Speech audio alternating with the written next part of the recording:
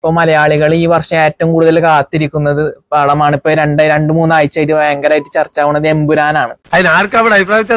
എമ്പുരാൻ തന്നെ ഇറങ്ങുന്നത് പൃഥ്വിരാജ് സുകുമാരൻ എന്ന ഡയറക്ഷന്റെ മുകളിൽ. അപ്പൊ അദ്ദേഹത്തിൽ ഒരു വിശ്വാസം ഇല്ല. പൃഥ്വിരാജ് ഇതുവരെ നല്ലൊരു സിനിമ എടുത്തായിട്ട് ഞാൻ കേട്ടിട്ട് പോലും. മൈത്രേന് ഇഷ്ടപ്പെടുന്ന സിനിമകൾ പൃഥ്വിരാജ് സുകുമാരൻ എടുത്തിട്ടില്ല. അതാണ് ഇതുവരെ ഇല്ല, നമ്മൾ കണ്ടിട്ടില്ല. അയാളൊരു സംവിധായകനായിട്ട് മാറിയ ഒരു സിനിമ ഞാൻ കണ്ടിട്ടില്ല, എനിക്ക് അറിഞ്ഞൂടാ. ഇവര് നല്ല ബുദ്ധിയായിരുന്നു സാറേ.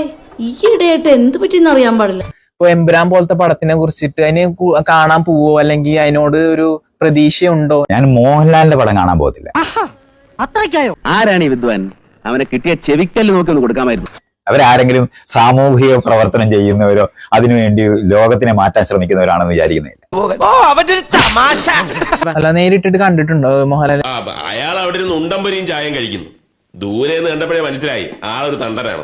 ഞാൻ മിണ്ടാൻ പോയില്ല. നിനക്കും അസുഖമില്ലാത്തോണ്ട് കുഴപ്പമില്ല. കണ്ടിട്ടുണ്ട്.